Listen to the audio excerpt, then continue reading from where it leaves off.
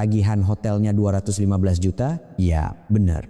12 kartu VIP Surya Group, akses lounge mall, parkir gratis, voucher menginap di hotel, semua itu dianggap oleh suamiku sebagai fasilitas dari kantor yang selama 7 tahun ia nikmati begitu saja. Namun, keluarga suamiku tidak pernah sekalipun benar-benar memeriksa dari mana semua kemewahan itu berasal. Akhirnya lepas juga parasit yang menumpang hidup selama 7 tahun. Begitu stempel perceraian dibubuhkan, ibu mertuaku berteriak di lobi pengadilan. Malam itu, mereka bertiga mengadakan pesta kemerdekaan di rooftop lounge hotel termewah. Mereka merayakan kemenangan dengan membuka sebotol, sampahnya seharga 18 juta. Namun, di saat yang sama, wanita itu dengan tenang mengangkat teleponnya. Tolong tarik semua fasilitas VIP yang terdaftar atas nama Bagas Pratama hari ini juga. Saat hendak membayar tagihan hotel, 12 kartu itu diblokir serentak. Mantan suaminya yang panik akhirnya terpaksa mengambil pinjaman online berbunga tinggi dan adegan itu tersebar begitu saja di media sosial. Bagaimana mungkin wanita yang selama 7 tahun mereka hina sebagai menantu miskin yatim piatu bisa menarik kembali semua kartu VIP itu? Apa yang sebenarnya telah terjadi? Sebelum cerita dimulai, silakan tekan tombol subscribe dan like dan tinggalkan komentar dari mana Anda mendengarkan agar kami bisa mendoakan kebahagiaan berlimpah di tempat Anda. Saat itu adalah suatu sore di bulan Maret 2027. Di koridor depan ruang sidang Isbat Pengadilan Agama Jakarta Selatan lantai 3, hanya cahaya lampu neon yang dingin yang menyinari. Anissa duduk di kursi plastik yang keras, jemarinya memainkan pulpen untuk menandatangani akta cerai. Di dalam genggamannya, pulpen itu mulai basah oleh keringat. 7 tahun, sejak ia berusia 27 hingga kini 34 tahun, kehidupan pernikahan yang dijalaninya selama 7 tahun penuh akan berakhir hanya dengan satu tanda tangan ini. Nomor antrian 42 dipanggil. Anissa perlahan bangkit, kakinya terasa lemas, tapi ia tidak ingin terlihat goyah. Di seberang koridor, suaminya, Bagas, berdiri dengan tangan terlipat di dada, dan di sebelahnya, ibu mertuanya, Ratmi, mencibir dengan bibir manyun. Dan sedikit lebih jauh, ada seorang wanita muda lain, Sinta, rekan kerja suaminya, sekaligus alasan sebenarnya perceraian ini. Ruang sidang ternyata lebih sempit dari yang dibayangkan. Hakim mediator membentangkan berkas dan melakukan konfirmasi terakhir. Kedua belah pihak sudah setuju dengan perceraian secara damai ini kan? Anissa mengangguk, Bagas juga mengangguk acuh tak acuh. Baik, silakan tanda tangan di sini. Anissa mengangkat pulpennya. Ujung pulpen itu berhenti sejenak di atas kolom tanda tangan. Ia teringat hari saat menandatangani surat nikah 7 tahun lalu. Saat itu tangannya tidak gemetar seperti ini. Saat itu ia percaya pernikahan ini akan abadi. Setelah menandatangani, ia meletakkan pulpen. Saat tanda tangan itu tergores jelas di atas kertas, Anissa merasakan sesuatu di dalam dadanya runtuh. Namun tidak ada ekspresi apapun yang terlihat di wajahnya. Wajah datar yang telah ia latih selama 7 tahun. Semua prosedur telah selesai. Hakim mediator merapikan berkas sambil berkata, perceraian telah sah. Terima kasih atas kerjasamanya. Kerjasama? Anissa tersenyum pahit dalam hati. Dihina oleh ibu mertua selama 7 tahun, diabaikan oleh suami, dan akhirnya dibuang demi wanita lain jika itu disebut kerjasama, ya sudahlah. Saat ia turun ke lobi pengadilan, terdengar suara tawa yang tajam dari belakang. Hah, akhirnya lepas juga. Manusia parasit yang numpang hidup 7 tahun, akhirnya kita singkirkan. Itu suara ibu mertuanya. Anissa tidak menghentikan langkahnya, namun telinganya tetap terbuka. Bu, kecilkan suaranya, kata Bagas. Namun, nada bicaranya tidak menunjukkan teguran yang tulus. Justru ada nada tawa yang terselip. Kenapa harus dikecilkan? Memang faktanya begitu kan? Perempuan yatim piatu tidak jelas asal-usulnya, nempel di keluarga kita selama 7 tahun. Sudah berapa banyak keuntungan yang dia sedot? Sinta terkikik. Mas, sekarang kan sudah tidak perlu pusing lagi sama yang begitu senangnya. Kita pesta perayaan ya hari ini. Di belakang Anissa, tawa ketiga, orang itu menggema. Yatim piatu tidak jelas asal-usulnya. Kata-kata itu terasa seperti menusuk punggungnya, namun An-Nisa tidak menoleh, langkahnya pun tidak dipercepat. Ia hanya berjalan perlahan dan tenang menuju pintu utama pengadilan. Begitu keluar, angin musim kemarau menyapanya. Angin bulan Maret masih terasa hangat dan kering.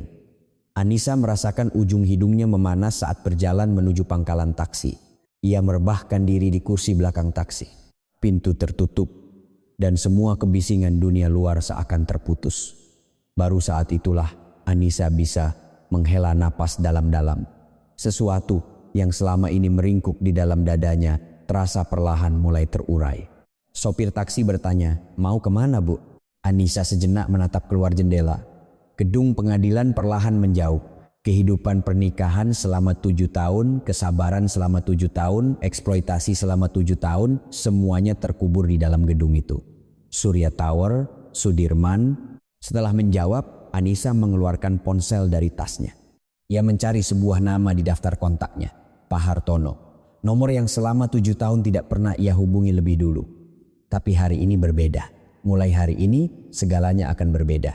Panggilan berdering 2 kali lalu tersambung. Terdengar suara yang familiar namun juga asing. Nerce dengar suara yang familiar namun juga asing. "Nona An-Nisa, ada apa?" An-Nisa menatap keluar jendela sambil membuka mulutnya. Suaranya luar biasa tenang. "Pak Hartono, fasilitas VIP yang terdaftar atas nama Bagas Pratama, ingat?" "Ya, saya ingat. Tolong tarik semuanya hari ini juga. Semua kartu, semua fasilitas tanpa terkecuali." Hening sejenak di seberang telepon. Kemudian terdengar suara Pak Hartono. "Baik Nona, akan saya proses hari ini juga." An-Nisa menutup telepon. Pemandangan Jakarta melintas di luar jendela. Di antara gedung-gedung kelabu, matahari sore bersinar. "Parasit yang menumpang hidup," katanya. "Menghisap keuntungan selama 7 tahun," katanya.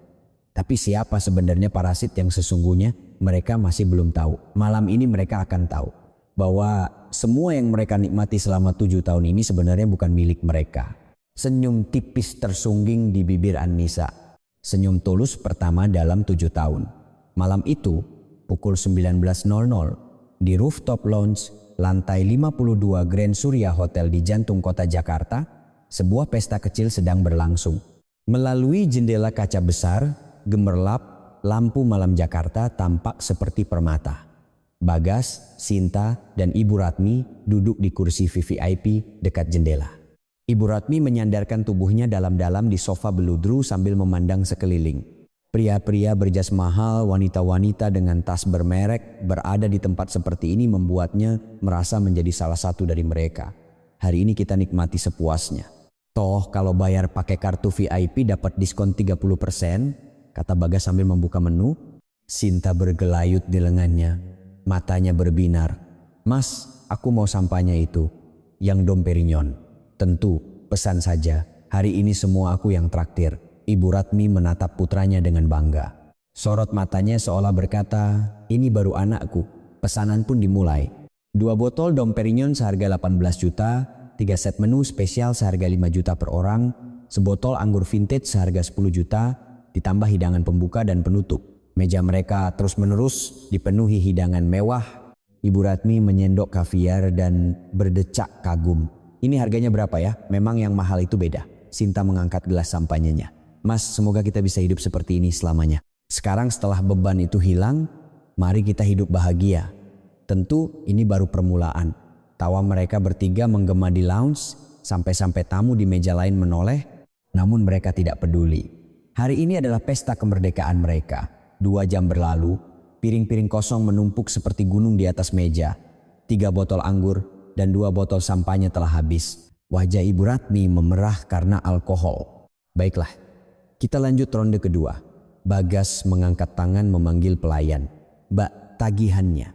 "Bayar pakai kartu VIP." Seorang pelayan berseragam hitam menghampiri dan memberikan tagihan. Bagas dengan santai mengeluarkan kartu dari dompetnya. Kartu VIP Surya Group berwarna emas berkilauan. Pelayan membawa kartu itu. 1 menit berlalu, 2 menit berlalu. Bagas melirik jam tangannya lebih lama dari biasanya. Setelah 3 menit, pelayan kembali dengan wajah bingung. "Mohon maaf Pak, kartunya ditolak." "Apa?" Tidak mungkin, coba lagi, kata Bagas dengan nada kesal. Pelayan membawa kartu itu lagi tapi hasilnya sama. Keterangannya kartu diblokir, Pak. Wajah Bagas menegang. Ia menggeledah dompetnya dan mengeluarkan kartu lain. Kartu VIP Surya Department Store. Ditolak juga. Kartu keanggotaan Surya Resort. Ditolak lagi. Ia mencoba ke 12 kartu VIP itu satu persatu tapi tidak ada satu pun yang berhasil. Tatapan mata pelayan mulai berubah. Kesopanan di awal hilang, digantikan oleh tatapan curiga dan waspada. Pak, apakah ada metode pembayaran lain? Ibu Ratmi berteriak. Hei, anak saya sudah pakai kartu ini 7 tahun. Sistem kalian yang rusak, kan? Lounge menjadi sunyi. Tamu-tamu di meja lain serentak menoleh. Seseorang diam-diam mengeluarkan ponsel. Manajer datang, pria parubaya berjas hitam dengan name tag emas. Bapak, setelah kami konfirmasi ke kantor pusat, kualifikasi VIP atas nama Bapak telah dihentikan per hari ini. Apa? Dihentikan? Maksudnya apa? Suara Bagas mulai gemetar. Manajer menjawab dengan tenang, alasan detailnya kami juga tidak tahu. Tapi Bapak harus menyelesaikan pembayaran sebesar Rp215.000 agar bisa meninggalkan tempat ini. 215 juta. Angka itu menghantam kepala Bagas. Di rekeningnya bahkan tidak ada 50 juta. Itu tunggu sebentar. Saya sekarang mohon maaf Pak. Jika tidak ada pembayaran kami terpaksa akan melapor ke polisi. 2 petugas keamanan mendekati meja mereka. Berjas hitam dengan earpiece. Mereka menatap ketiganya seolah mengawasi penjahat. Suara bisik-bisik di sekitar semakin keras. Ponsel-ponsel terangkat di mana-mana, kilatan blitz menyala. Lihat itu, mau kabur tidak bayar ya. Pura-pura jadi sultan. Akhirnya ketahuan juga. Bisikan itu menusuk telinga. Wajah Ibu Ratmi memucat. Sikap angkuhnya tadi hilang tak berbekas. Bagas dengan tangan gemetar mengeluarkan ponselnya. Ia buru-buru membuka aplikasi pinjaman online. Cek skor kredit, cek limit pinjaman. Suku bunga 24,9% per tahun. Jarinya terpeleset di layar. Keringat dingin mengalir di punggungnya. 30 menit kemudian, Bagas berhasil mendapatkan pinjaman dan menyelesaikan pembayaran. Mereka bertiga keluar dari lounge dengan kepala tertunduk. Hingga pintu lift tertutup, tatapan orang-orang masih menancap di punggung mereka. Malam itu, video kejadian tersebut mulai viral di media sosial. Pesta cerai Sultan Gadungan berakhir tragis, pasangan selingkuh dipermalukan di rooftop lounge. Dengan judul-judul provokatif, jumlah penayangan video itu meroket. Di saat yang sama, di Surya Tower lantai 15, Anissa sedang menatap layar komputernya. Laporan real time dari Pak Hartono terpampang di sana. Foto-foto dari lounge, konfirmasi pemblokiran kartu, hingga catatan pinjaman online, semuanya terangkum rapi. Anissa menggulir layar ke bawah sambil bergumam, ini baru permulaan. Di luar jendela, gemerlap lampu malam Jakarta terhampar. Jauh di sana, cahaya dari gedung hotel tempat rooftop lounge itu berada tampak berkelip. Tidak ada emosi yang terpancar dari mata Anissa. Ini bukan balas dendam. Ini hanya mengembalikan semuanya ke tempatnya semula. Sehari setelah perceraian, pagi harinya, Anissa berada di ruang server di lantai basement 2 kantor pusat Surya Group. Di bawah cahaya lampu neon, puluhan monitor memancarkan cahaya biru. Pak Hartono berdiri di samping Anissa sambil membuka sebuah map tebal. Nona, saya sudah merangkum semua catatan penggunaan selama 7 tahun. Anissa mengangguk dan membuka halaman pertama. Angka-angka berderet rapat. Ia sudah tahu. Sejak 5 tahun lalu, saat ia tidak sengaja mendengar percakapan seorang staf di lounge mall, ia tahu bahwa semua ini adalah jaring pengaman yang diam-diam dibuat oleh ayahnya. Namun, saat melihatnya dalam bentuk angka, hatinya terasa sesak. Penggunaan lounge VIP Surya Department Store 89 kali, penggunaan parkir gratis 215 kali, kursus premium di pusat kebudayaan 32 kali, voucher menginap di hotel jaringan 17 kali, penyalahgunaan diskon karyawan di supermarket tak terhitung. Pak Hartono menekan kalkulator, total kerugian sekitar Rp650.000, 650 juta. Anissa mengulang angka itu dalam hati tanpa suara. Selama 7 tahun ia menahan hinaan ibu mertua dan pengabaian suami, tapi selama itu Mereka justru menikmati fasilitas yang bukan milik mereka dengan leluasa. Mau lihat data berikutnya? Tanya Pak Hartono hati-hati. Anissa mengangguk. Layar monitor berubah. Sebuah rekaman CCTV mulai diputar. Layar menampilkan area barang mewah di sebuah department store. Tanggalnya 3 Mei 2024, 3 tahun lalu. Di dalam video, ibu mertuanya sedang berada di depan kasir. Wajahnya memerah. Ia menunjuk-nunjuk staf sambil berteriak. Suaranya tidak terdengar, tapi dari gerak bibirnya, Anissa bisa menebak apa yang ia katakan. Video ini ditemukan dari catatan keluhan pelanggan. Surat pernyataan dari staf yang bertugas saat itu juga sudah kami amankan. Pak Hartono menyerahkan selembar kertas. Anissa menerimanya dengan tangan gemetar. Isi surat pernyataan itu seperti ini. Ibu mertuanya meminta pengembalian dana untuk tas mewah yang baru dibelinya seminggu lalu. Namun, tas itu sudah menunjukkan tanda-tanda pemakaian. Saat staf dengan sopan menolak pengembalian dana, ibu mertuanya berteriak di dalam toko. Ia membuat keributan, mengatakan, "Begini cara kalian melayani pelanggan VIP." Akhirnya, pihak toko terpaksa memproses pengembalian dana dan ibu mertuanya menerima uang itu secara tunai. Kasus seperti ini bukan hanya satu, kata Pak Hartono sambil mengeluarkan dokumen lain. Yang terkonfirmasi sebagai penipuan pengembalian dana ada 3 kasus. Modusnya adalah memakai barang lalu mengembalikannya untuk mendapatkan uang tunai. Tangan Anissa sedikit gemetar. Ia teringat kata-kata ibu mertuanya di hari pernikahannya 7 tahun lalu. "Perempuan miskin yatim piatu sepertimu bisa menikah dengan keluarga kami saja sudah harus bersyukur." Ia menahan diri saat mendengar itu. Ia percaya suaminya akan membelanya, tapi suaminya tidak pernah ada di pihaknya. Setiap kali ibu mertuanya menghinanya, ia pura-pura tidak tahu. Setiap libur lebaran, ia dibebani semua pekerjaan rumah dan suaminya menganggap itu hal yang wajar. Sementara itu, suaminya sendiri asyik bermain golf, menikmati spa di hotel, dan makan di restoran mewah dengan kartu VIP itu. "Nona," suara Pak Hartono menyadarkan Anissa. "Anda tidak apa-apa?" Anissa sejenak memejamkan mata, sesuatu yang panas terasa naik ke dadanya. Sakit hati, ketidakadilan, dan amarah selama 7 tahun seakan meluap bersamaan. Namun ia tidak menunjukkannya. Sekarang bukan waktunya untuk dikuasai emosi. Saat ia membuka mata, tatapannya sudah kembali dingin. "Pak Hartono, berapa banyak surat pernyataan staf yang berhasil dikumpulkan?" "Sejauh ini 15. Kami masih bisa mengumpulkan lebih banyak. Tolong kumpulkan semuanya. Untuk kasus penipuan pengembalian dana, siapkan juga bukti yang lengkap." Pak Hartono menunduk. "Baik, akan saya koordinasikan dengan tim hukum." Anissa bangkit dari kursinya. Sebelum meninggalkan ruang server, ia berhenti sejenak dan berkata, "Pak, jangan bertindak dulu." "Baik, seseorang harus mengalami kehancuran oleh tangannya sendiri. Baru dengan begitu, mereka akan benar-benar menyesal." Pak Hartono menatap punggung Anissa. Sosok gadis 24 tahun yang meninggalkan rumah 7 tahun lalu sudah tidak ada lagi. Di tempatnya, berdiri seorang wanita 34 tahun yang dingin dan tegar. Pintu lift terbuka. Anissa masuk dan menekan tombol. Tepat sebelum pintu tertutup, Pak Hartono melihat ujung jari Anissa sedikit gemetar. Sekeras apapun ia bersikap dingin, luka selama 7 tahun tidak akan bisa hilang dalam semalam. Di dalam lift, Anissa menengadah ke langit-langit. Cahaya lampu neon terasa menyilaukan.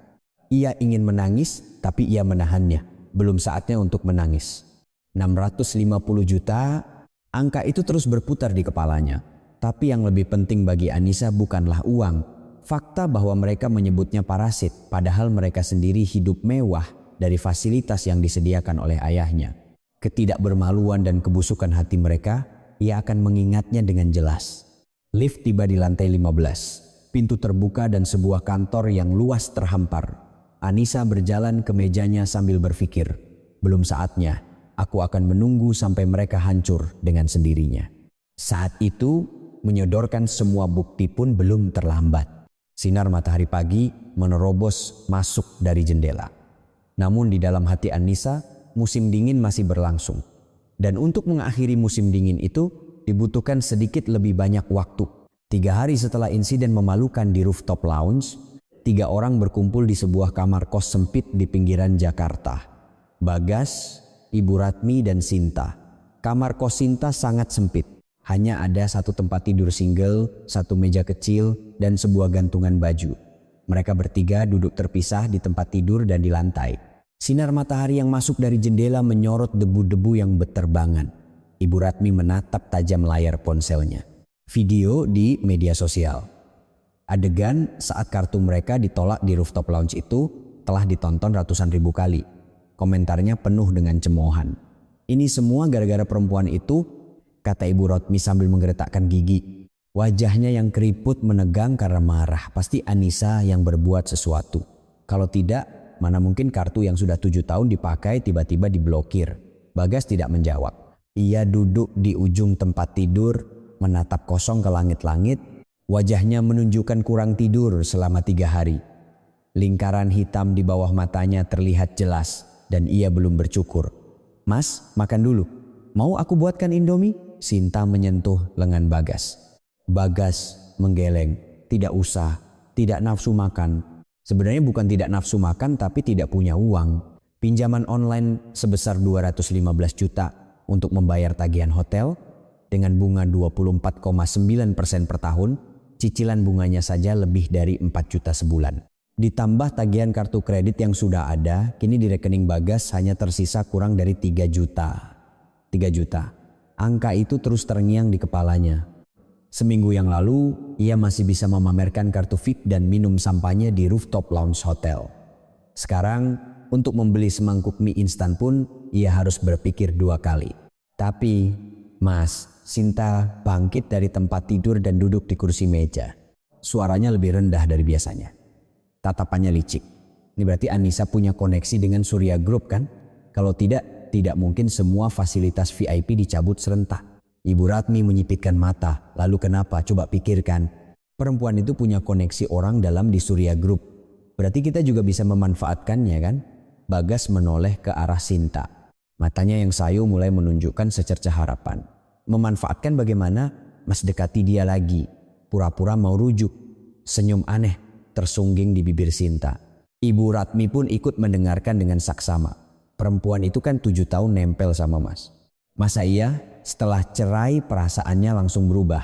Kalau Mas bersikap manis sedikit dia pasti luluh. Lalu kalau dia luluh, kita sambungkan lagi koneksi ke Surya Group. Pulihkan status VIP, kita manfaatkan semaksimal mungkin. Lalu buang lagi dia. Ibu Ratmi menepuk pahanya. Nah itu dia, Bagas. Perempuan ini benar. Kalau dia punya koneksi dengan Surya Group, berarti kita masih punya kesempatan. Bagas terdiam sejenak. Wajah Anissa terlintas di benaknya. Ekspresi terakhirnya di pengadilan. Tatapan matanya yang tenang dan dingin. Apa benar dia akan luluh jika didekati lagi? Ia tidak yakin. Tapi kenyataan saldo rekening 3 juta membuat keraguannya sirna. Ya sudah, dicoba saja, jawab Bagas pasrah. Sinta tersenyum puas. Sejak hari itu, Bagas mulai membual di kantor. Saat makan siang bersama rekan-rekannya, ia dengan santai memulai cerita. Sebenarnya mantan istriku itu punya koneksi orang penting di Surya Group. Kemarin sempat ada masalah sedikit, tapi sebentar lagi juga beres. Rekan-rekannya menatapnya dengan ragu. Tapi Bagas tidak peduli dan terus berbicara. Jadi, kalau bulan depan ada yang mau diskon khusus di Surya Resort, bilang saja. Setelah insiden memalukan di media sosial, citra Bagas di kantor sudah hancur. Ia sudah menjadi bahan tertawaan. Dalam situasi seperti itu, membual seperti ini sama saja dengan bunuh diri. Tapi Bagas tidak menyadarinya. Atau mungkin ia sadar, tapi tidak mau mengakuinya. Ibu Ratmi pun sama. Di acara arisan ibu-ibu kompleks, ia bercerita dengan sombong. Kejadian di hotel itu cuma kesalahan sistem. Sebentar lagi status VIP-nya pulih kok. Anakku itu punya koneksi di Surya Group. Tapi tatapan orang-orang di sekitarnya dingin. Video itu sudah tersebar di antara para tetangga. Tidak ada yang percaya bualan Ibu Ratmi. Seminggu berlalu, tapi situasi tidak membaik. Bagas beberapa kali mencoba menghubungi Anissa. Tapi teleponnya tidak diangkat dan pesannya tidak dibalas. Rencana rujuk itu gagal bahkan sebelum dimulai. Suatu malam, mereka berkumpul lagi di kos Sinta. Suasananya lebih suram dari seminggu lalu. Tidak bisa. Anissa tidak mau mengangkat teleponku, kata Bagas dengan suara lelah. Ibu Rotmi menggerutu. Sombong sekali perempuan itu, baru cerai saja sudah belagu. Sinta terdiam sejenak. Matanya yang tajam menatap keluar jendela. Tiba-tiba ia menoleh dan menatap Bagas dan Ibu Ratmi bergantian. Ada cara lain. Cara lain, voucher belanja Surya Department Store. Ibu Ratmi dan Bagas serentak menatap Sinta. Sinta mengeluarkan ponselnya dan menunjukkan layar. Sebuah situs jual beli online terpampang. Voucher Surya Department Store pecahan 1 juta. Di sini dijual bekas dengan harga 700,800 ribu. Peminatnya banyak sekali. Jadi bagaimana kalau kita yang membuatnya? Hening, Ibu Ratmi yang pertama bicara. Membuat? Maksudmu memalsukan?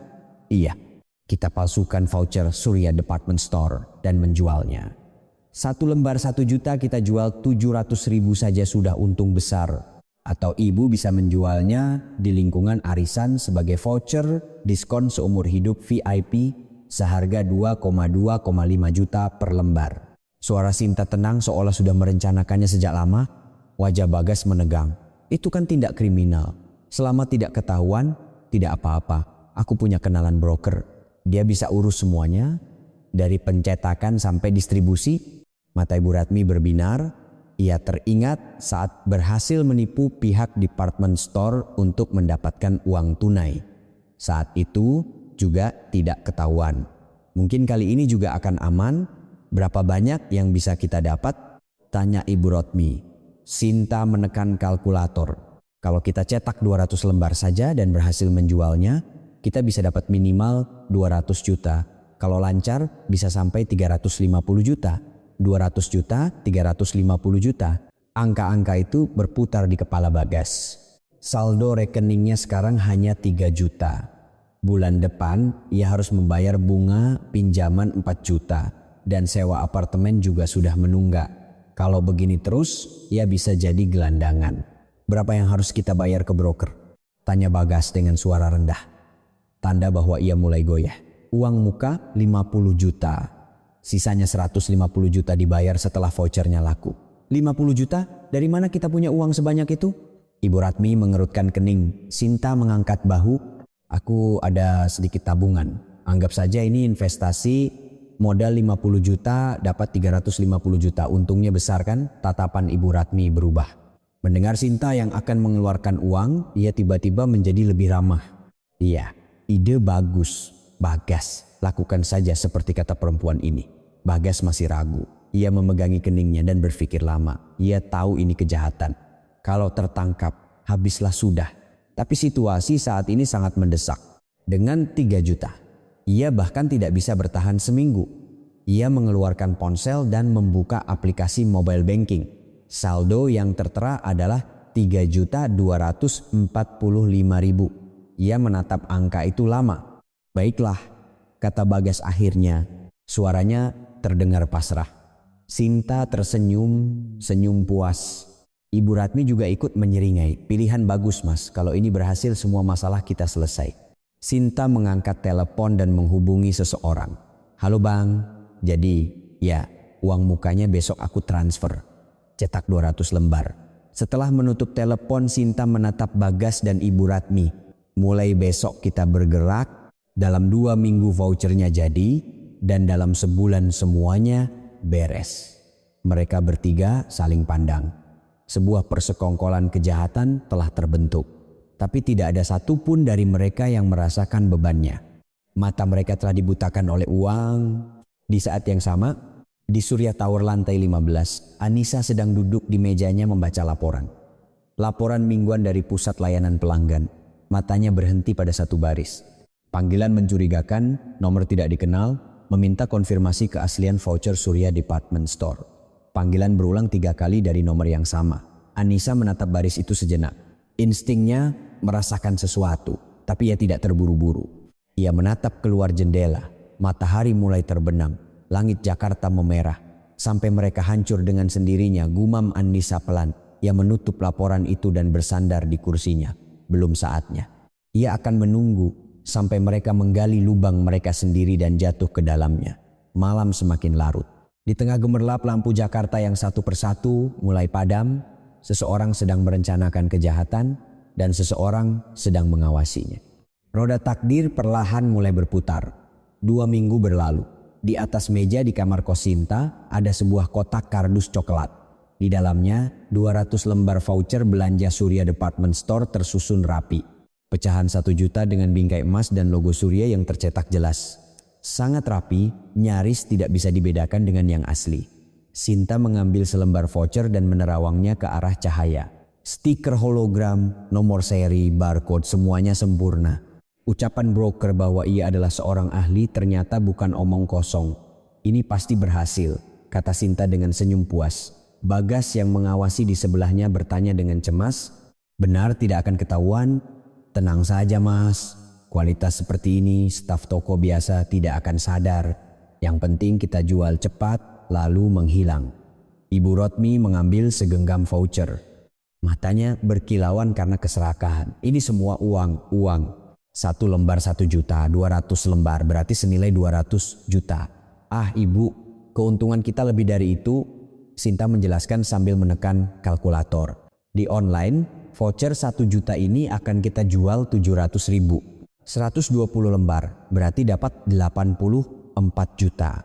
Yang ibu jual di arisan, bilang saja ini voucher diskon VIP seumur hidup, jual seharga 2,5 juta per lembar. 80 lembar berarti dapat 200 juta. Mata Ibu Rotmi terbelalak. 2,5 juta, voucher 1 juta dijual 2,5 juta? Iya. Bilang saja ini voucher khusus VIP, orang biasa tidak bisa dapat. Dengan koneksi ibu pasti laku. Ibu Rotmi menyeringai. Wajah ibu-ibu di acara arisan yang selalu iri padanya terlintas di benaknya. Jika ia menawarkan voucher VIP, mereka pasti akan berebut membelinya. Baik, akan kucoba. Penjualan pun dimulai. Sinta membuat 3 akun di 3 situs jual beli online berbeda. Masing-masing dengan nama dan nomor kontak yang berbeda. Judul iklannya sederhana, voucher Surya Department Store rupiah 1 juta jual cepat, belum 1 jam diunggah, pertanyaan sudah membanjir.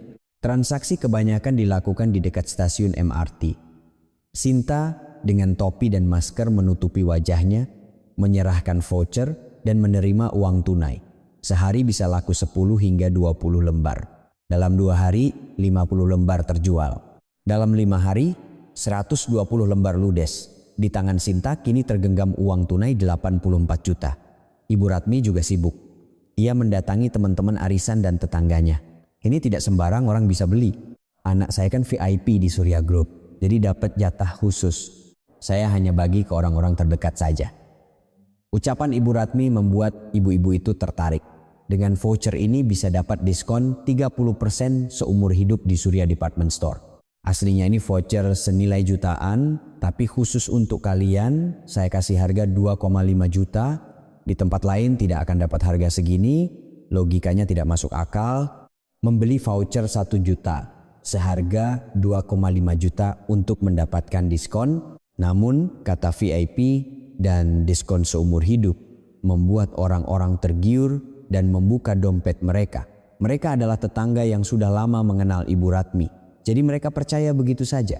Saya ambil 5 lembar, saya 3. Buat hadiah cucu, saya mau 10 lembar. Ada? Pesanan membanjir. Ibu Rotmi dengan gembira membagikan voucher dan menerima uang tunai. 80 lembar habis dalam 10 hari. Di tangan Ibu Rotmi kini ada 200 juta. Ditambah dengan 16 juta yang didapat Bagas dari penjualan langsung ke beberapa rekan kerjanya. Total keuntungan 300 juta. Dikurangi uang muka 50 juta, keuntungan bersihnya adalah 250 juta. Mereka bertiga kembali berkumpul di kos Sinta. Tumpukan uang tunai tergeletak di atas meja. Ibu Rotmi menyentuh uang itu dengan takjub. Wah, ternyata berhasil ya. Kita bisa dapat uang semudah ini. Wajah Bagas juga cerah. Ekspresi muram 2 minggu lalu hilang tak berbekas. Sinta, kamu hebat sekali. Dengan uang ini, aku bisa bayar bunga pinjaman, bayar sewa, dan hidup lebih tenang. Sinta tersenyum sambil merapikan uang, tapi tangannya tidak membagi uang itu menjadi 3 bagian. Sebagian besar ia masukkan ke dalam tasnya dan hanya sebagian kecil yang ia tinggalkan di atas meja. Nah, ini bagian ibu dan mas. Ibu Ratmi menghitung uang di atas meja, 50 juta. Loh, cuma segini, katanya untung 300 juta, kan harus dikurangi bayaran untuk broker 150 juta. Lalu uang muka 50 juta yang aku keluarkan juga harus kembali. Sisanya 50 juta, kalau dibagi dua kan 25 juta masing-masing, tapi anggap saja aku ambil sedikit lebih banyak sebagai upah kerja. Wajah Ibu Rotmi menegang. Hei, enak saja. Aku sudah keliling kompleks menjual 80 lembar, masa cuma dapat 50 juta? Bu, kalau bukan karena aku, uang ini juga tidak akan ada. Yang hubungi broker aku, yang jualan online juga aku, suara Sinta dingin. Nadanya tidak bisa ditawar lagi. Ibu Ratmi ingin protes lebih lanjut tapi Bagas menahannya. Sudahlah bu, 50 juta juga lumayan. Ingat saldo kita tadinya cuma 3 juta. Ibu Ratmi cemberut, tapi akhirnya menerima uang itu. Malam itu Sinta sendirian di kamar kosnya. Di dalam tasnya ada 250 juta. Bayaran untuk broker sebesar 150 juta, ia tidak pernah berniat membayarnya. Sinta mengeluarkan ponsel dan memblokir nomor broker itu. Kemudian ia membuka aplikasi properti dan mulai mencari kamar kos di kota lain. Ia berencana meninggalkan Jakarta, mengambil uang, menghapus jejak, dan memulai hidup baru di tempat lain. Baginya, Bagas dan Ibu Ratmi akan ia tinggalkan. Sejak awal, mereka hanyalah alat untuk dimanfaatkan. Seminggu kemudian, kejadian aneh mulai terjadi di seluruh gerai Surya Department Store. Di gerai Grand Indonesia, lantai 1, area kosmetik, seorang pelanggan menyodorkan voucher 1 juta. Kasir memindai barcode, tapi mesin menampilkan pesan error. Maaf bu, vouchernya tidak terdeteksi. Ada yang lain? Apa? Saya baru beli beberapa waktu lalu. Kasir mengamati voucher itu lebih dekat. Sekilas tampak normal, tapi ada yang aneh. Sudut hologramnya sedikit berbeda dan tekstur kertasnya sedikit lebih kasar. Tunggu sebentar ya bu, saya panggilkan manajer. Kejadian serupa terjadi di gerai Surabaya, Bandung, dan Medan. Sehari bisa ditemukan 3-4 kasus voucher palsu. Laporan keluhan mulai membanjir. Saya beli ini 2,5 juta, kok dibilang palsu? Saya ditipu? Saya beli di online 700.000, tolong kembalikan uang saya. Katanya ini voucher diskon seumur hidup. Ternyata palsu. Telepon pusat layanan pelanggan berdering tanpa henti. Lebih dari 60 laporan penipuan masuk. Total kerugian mencapai ratusan juta rupiah. Di ruang rapat kantor pusat Surya Group, rapat darurat diadakan. Kepala tim audit membuka laporan. Setelah melacak jalur distribusi voucher palsu, kami menemukan 2 rute, penjualan online dan transaksi langsung. Penjualan online dilakukan dari 3 situs jual beli oleh akun dengan alamat IP yang sama. Penjualan langsung terkonsentrasi di satu wilayah di pinggiran Jakarta. Identitas penjual sudah diketahui. Penjual langsung teridentifikasi sebagai seorang wanita 60-an tahun bernama Ratmi. Penjual online masih dalam pelacakan, tapi diduga berasal dari jaringan yang sama. Anissa yang duduk di salah satu sisi ruang rapat memejamkan mata. Ini sudah ia duga. Tapi saat benar-benar terjadi, rasanya pahit. Mereka hancur dengan sendirinya. Tepat seperti yang ia perkirakan. Namun hati Anissa terasa campur aduk. Amarahnya pada Ibu Ratmi dan Bagas tidak sebesar rasa kasihan pada para korban. Puluhan orang telah ditipu. Di antara mereka ada lansia di arisan yang percaya pada Ibu Ratmi. Mungkin ada seorang nenek yang ingin membelikan hadiah untuk cucunya dengan uang pensiunannya. Mungkin ada seorang pegawai muda yang senang karena berhasil membeli voucher dengan harga murah. Uang mereka masuk ke kantong Ibu Ratmi dan Bagas, lalu menghilang ke dalam tas Sinta. Anissa membuka mulutnya. Hubungi tim hukum buat laporan polisi atas tuduhan pemalsuan dokumen dan penipuan. Kepala tim audit mengangguk. Baik, akan segera kami laksanakan. Rapat selesai, Anissa tinggal sendirian di ruangan itu. Pemandangan Jakarta terhampar di luar jendela. Matahari mulai terbenam, langit memerah, ponselnya berdering Pak Hartono. Nona, salah satu korban datang langsung ke kantor. Seorang nenek berusia 70-an. Beliau tertipu setelah membeli voucher senilai 5 juta untuk hadiah ulang tahun cucunya. Beliau menangis terus. Tangan Anissa gemetar. Dari seberang telepon, ia seolah bisa mendengar isak tangis nenek itu. Tolong sampaikan, saya akan hubungi beliau secara pribadi. Kerugiannya akan diganti penuh oleh perusahaan. Baik Nona. Setelah menutup telepon, Anissa terdiam lama. Ponsel di tangannya terasa berat. Ia tidak bisa menunggu lebih lama lagi. Menunggu mereka hancur sendiri berarti akan ada lebih banyak korban. Kini saatnya untuk mengakhirinya secara langsung. Anissa bangkit dari kursinya. Langkahnya mantap. Tatapannya bersinar dingin. Selesaikan. Gumamnya pelan. Satu kata itu mengandung kesabaran dan keputusan selama 7 tahun. 10 hari telah berlalu sejak kasus voucher palsu terungkap. Kehidupan Bagas hancur total dalam 10 hari itu. Dimulai dari kantor.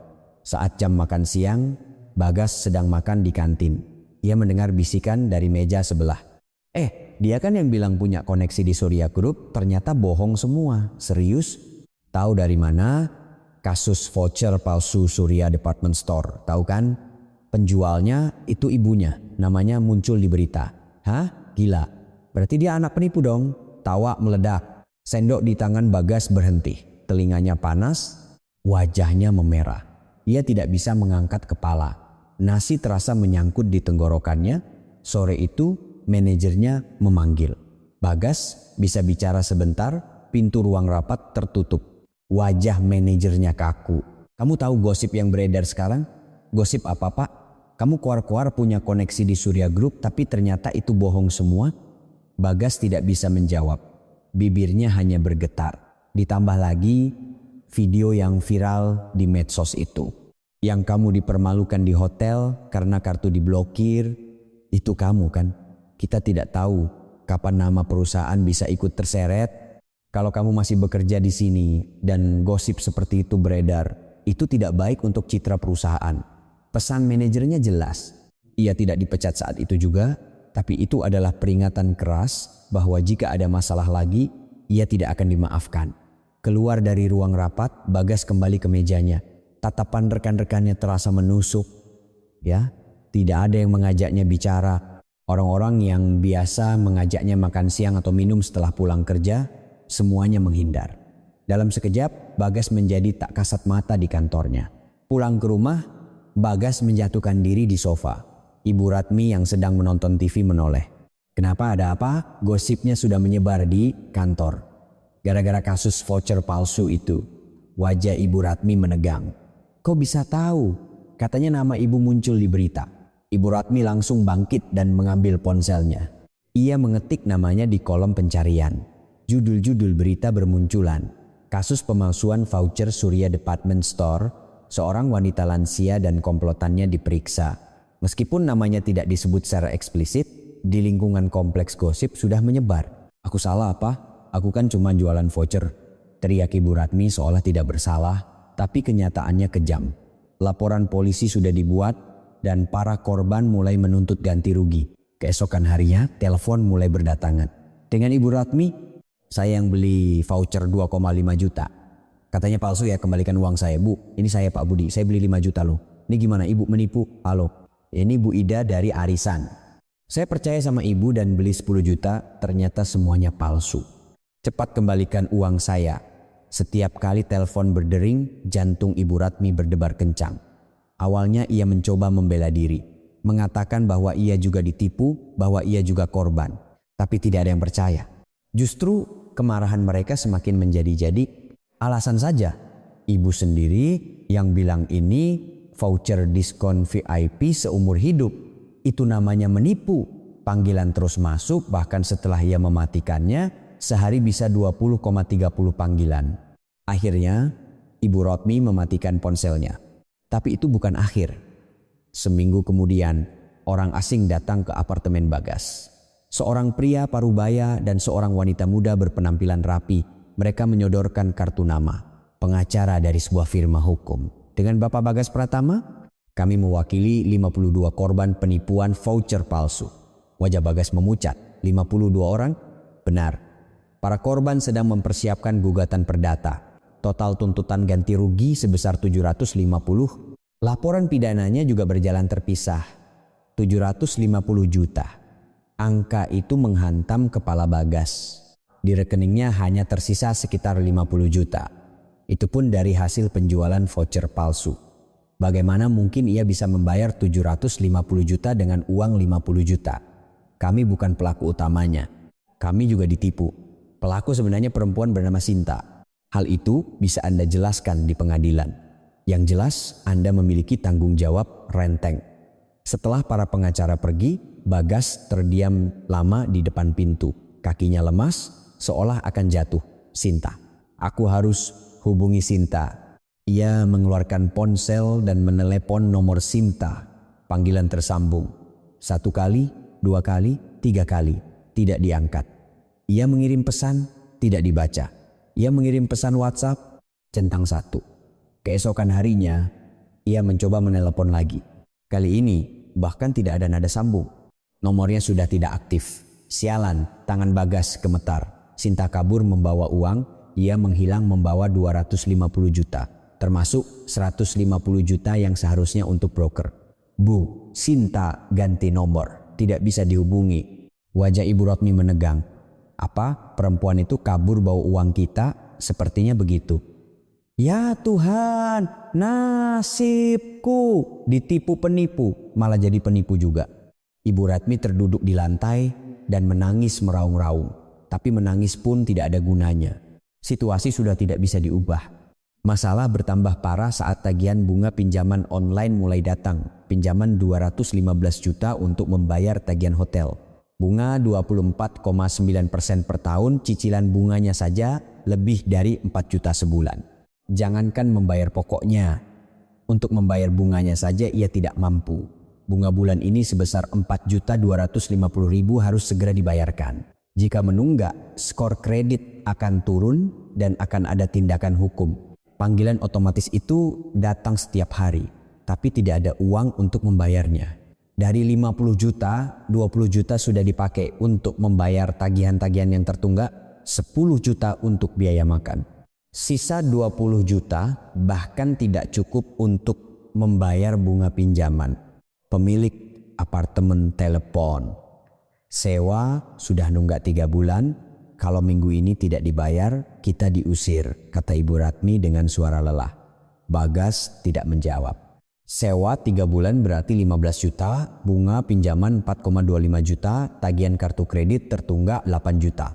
Totalnya ia butuh 27,25 juta segera. Tapi di rekeningnya bahkan tidak ada 20 juta. Akhirnya Bagas dan Ibu Ratmi diusir dari apartemen. Tidak ada uang untuk menyewa jasa pindahan, jadi mereka memindahkan barang sendiri. Pakaian dimasukkan ke dalam box plastik, selimut dijejalkan ke dalam kantong plastik hitam. Sosok orang yang 7 tahun lalu memamerkan kartu VIP sudah tidak terlihat lagi. Tempat tinggal baru mereka adalah sebuah kontrakan petak semi basement di pinggiran Jakarta. Uang jaminan 2 juta, sewa bulanan 22,5 juta, tempat termurah yang bisa mereka dapatkan. Saat pintu dibuka, bau apek langsung menyengat, bau jamur, dindingnya di beberapa tempat mengelupas dan di sudut langit-langit ada jamur hitam. Jendela setengahnya terkubur di tanah sehingga hampir tidak ada cahaya matahari yang masuk. Bagaimana kita bisa hidup di sini? Keluh Ibu Ratmi. Tapi tidak ada pilihan lain. AC-nya rusak. Saat menghubungi pemilik, katanya biaya perbaikan ditanggung penyewa. Tidak ada uang untuk memperbaikinya. Bulan Maret masih terasa panas. Mereka berdua hanya bisa menahan gerah di dalam ruangan pengap. Makan pun hanya nasi bungkus dari warteg. Nasi dengan lauk, seadanya seharga 15.000 menjadi makanan mereka. Seminggu yang lalu, mereka masih minum sampahnya seharga 18 juta di rooftop lounge hotel. Sekarang, untuk makan nasi bungkus pun mereka harus berhemat. Ini semua gara-gara perempuan itu, kata Ibu Ratmi sambil menggeretakkan gigi. Kalau bukan karena Anissa, kita tidak akan begini. Gara-gara dia memblokir kartu VIP, kita jadi begini. Bagas tidak menjawab. Dari jendela semi basement, yang terlihat hanyalah kaki orang yang lalu lalang. Ia ingin mengangkat kepala dan melihat langit, tapi dari ruangan ini langit tidak terlihat. Sebenarnya Bagas tahu, ya, ini bukan salah Anissa. Fasilitas VIP itu memang bukan milik mereka. Selama 7 tahun mereka menggunakan milik orang lain seolah itu milik sendiri. Dan sekarang semuanya kembali seperti semula. Tapi ia tidak mau mengakuinya. Jika mengakuinya, Citra dirinya selama 7 tahun akan menjadi sangat menyedihkan. Di saat yang sama, di kantor pusat Surya Group, Anissa sedang menerima laporan dari Pak Hartono, Bagas Pratama, dan ibunya pindah ke sebuah kontrakan petak di pinggiran Jakarta. Begitu ya, gugatan perdata dari 52 korban juga akan segera dimulai. Kasus pidananya juga sedang diselidiki oleh polisi. Anissa mengangguk, ia menatap keluar jendela, matahari mulai terbenam, belum saatnya. Baik, mereka baru akan benar-benar menyesal jika sudah mencapai titik terendah. Sekarang mereka pasti masih menyalahkan orang lain. Menyalahkan Anissa, menyalahkan Sinta. Pak Hartono mendengarkan dalam diam. Seseorang baru akan menghadapi dirinya sendiri saat sudah tidak ada lagi alasan untuk menyalahkan orang lain. Aku akan menunggu sampai saat itu. Suara Anissa tenang, tapi di sudut hatinya ada perasaan yang campur aduk. Mereka adalah orang-orang yang selama 7 tahun menyebutnya parasit, menghinanya sebagai perempuan tidak jelas asal-usulnya. Orang-orang itu kini makan nasi bungkus di kontrakan petak. Seharusnya ia merasa puas. Seharusnya ia merasa lega. Tapi anehnya perasaan itu tidak muncul. Yang ada hanya rasa hampa. 7 tahun kesabaran akhirnya berakhir seperti ini. Anissa menatap keluar jendela. Malam Jakarta mulai turun. Di suatu tempat, Bagas dan Ibu Ratmi sedang kepanasan di kamar pengap mereka. Dan di suatu tempat lain, Sinta sedang melarikan diri dengan uang 250 juta. Bagaimana kabar dari pihak broker? Tanya Anissa. Mereka sedang mencari Sinta. Karena Sinta kabur dengan uang 1.050 juta mereka. Berarti sebentar lagi mereka akan mencarinya. Jika tidak menemukan Sinta, mereka akan mencari Bagas. Pak Hartono mengangguk. Prediksi Anissa tepat. Ini adalah ketenangan sebelum badai. Kehancuran yang sesungguhnya baru akan dimulai. 10 hari setelah pindah ke kontrakan petak, pada pukul 1 dini hari, Bagas sedang tidur dengan selimut tipis. Ruangan tanpa AC itu terasa panas dan pengap. Ibu Ratmi juga tidur meringkuk di sebelahnya. Duk, duk. Tiba-tiba terdengar suara pintu digedor. Bagas membuka mata. Awalnya ia mengira itu mimpi. Duk, duk, duk. Suara itu semakin keras sampai-sampai pintu bergetar. Bagas langsung terbangun. Jantungnya berdebar kencang. Si siapa? Tidak ada jawaban, hanya suara yang lebih kasar. Buka pintunya, kalau tidak kami dobrak. Suara laki-laki, bukan hanya satu orang. Terdengar suara langkah beberapa orang di luar. Ibu Ratmi juga terbangun. Bagas, ada apa? Siapa itu? Tidak tahu. Diamlah. Bagas dengan tangan gemetar meraih ponselnya. Haruskah ia menelepon polisi atau mengabaikannya saja? Pikirannya kosong. Brak. Pintu ditendang. Pintu kayu yang lapuk itu berderit. 1 kali, 2 kali, 3 kali. Pada tendangan keempat, pintu terbuka paksa. Kuncinya sudah rusak. 3 orang pria masuk ke dalam ruangan. Pria-pria berbadan besar dengan jaket hitam. Wajah mereka tampak sangar di dalam kegelapan. Pria yang paling depan menyalakan senter ponsel dan menyorot wajah Bagas. Bagas Pratama kan? Bagas tidak menjawab. Tenggorokannya tercekat. Ia hanya bisa mengangguk. Bagus, benar orangnya. Pria itu memandang sekeliling ruangan. Kontrakan petak yang sempit, dinding berjamur, tikar tipis di lantai. Ia tertawa sinis. Hah, pacar Sinta hidup seperti ini? Ternyata dia pembohong. Sinta. Mendengar nama itu, mata Bagas membelalak. Sinta? Ada apa dengan Sinta? Ada apa? Perempuan itu kabur bawa uang kami 150 juta. Kalau kami tidak bisa menagihnya, kamu yang harus bayar. Pikiran Bagas berputar. Ia tahu Sinta kabur membawa uang broker. Tapi kenapa tagihannya datang padanya? Ia tidak mengerti. Saya tidak ada hubungannya dengan Sinta. Saya juga ditipu. Tidak ada hubungan? Tahu tidak apa yang Sinta katakan saat transaksi voucher palsu. Pria itu mengeluarkan ponsel dan memutar rekaman suara. Terdengar suara Sinta. Barangnya nanti diambil di rumah pacar saya ya. Mau saya sebutkan alamatnya? Jakarta. Itu adalah alamat apartemen Bagas. Sinta memberikan alamatnya kepada broker. Sejak awal, ia sudah berencana untuk melimpahkan masalah kepada Bagas. Dengar, dia pakai alamatmu sebagai lokasi transaksi. Jadi kamu juga komplotannya. Bayar uang kami. Saya tidak punya uang sebanyak itu. Sungguh, kalau tidak punya, cari atau bayar dengan tubuhmu. Salah satu pria berbadan besar mencengkeram kerah baju Bagas dan mengangkatnya. Kakinya terangkat dari lantai. Wajah Bagas pucat karena ketakutan. "Tuh tolong, jong ampuni saya. Minta tolong kembalikan uang kami 150 juta baru kami lepaskan." Ibu Ratmi menjerit, "Hei, apa-apaan ini? Lepaskan anakku." Ibu Ratmi berlari dan mencoba menarik lengan pria itu. Pria itu dengan kesal mengibaskan lengannya. Tubuh Ibu Ratmi terdorong dengan mudah. Tapi di ruangan yang sempit itu, satu dorongan bisa berakibat fatal. Punggung Ibu Ratmi menghantam dinding. Terdengar suara tumpul. Ibu Ratmi menjerit dan terduduk di lantai. "Ibu!" teriak Bagas. Tapi dengan kerah baju yang dicengkeram, ia tidak bisa bergerak. Ibu Ratmi memegangi dadanya. Wajahnya pucat pasi. Ia terengah-engah, kesulitan bernapas, dada sesak. "Ibu, ibu!" Bagas meronta. Pria itu melepaskan cengkeramannya. Bagas langsung menghampiri ibunya. Wajah Ibu Ratmi sudah kehilangan warnanya. Bibirnya membiru. "Woi, ini kenapa? Dia benar-benar sakit?" tanya salah satu broker dengan panik. Pria yang di depan mengerutkan kening. "CK pura-pura sakit kali, kayaknya bukan, lihat wajahnya aneh sekali." Ibu Ratmi terkulai di lantai. Matanya setengah terpejam, tangannya meraba-raba udara. Tangan yang memegangi dadanya menampakkan urat-urat yang menonjol. "Panggil ambulans, tolong! Selamatkan ibu saya." Bagas meraung. Ia meraih ponsel tapi tangannya terlalu gemetar untuk menekan tombol. Akhirnya ia berhasil menekan 119. "Halo, ada orang pingsan." Dia memegangi dadanya dan tidak bisa bernapas. "Cepat datang." Para broker saling pandang. Situasi menjadi di luar kendali. Wah, cabut sebelum masalah makin besar. Tapi uangnya nanti saja kita tagih lagi. Kalau orang ini mati di sini, kita bisa dituduh membunuh. Ketiga, pria itu bergegas keluar. Pintu dibiarkan terbuka. Angin malam masuk ke dalam ruangan. Bagas tanpa menyadari kepergian mereka terus memegangi ibunya. "Ibu, sadar bu." Mata Ibu Ratmi kehilangan fokus. Hanya napasnya yang kasar yang terdengar. Tangannya yang lemah sempat mencengkeram lengan Bagas, lalu terkulai.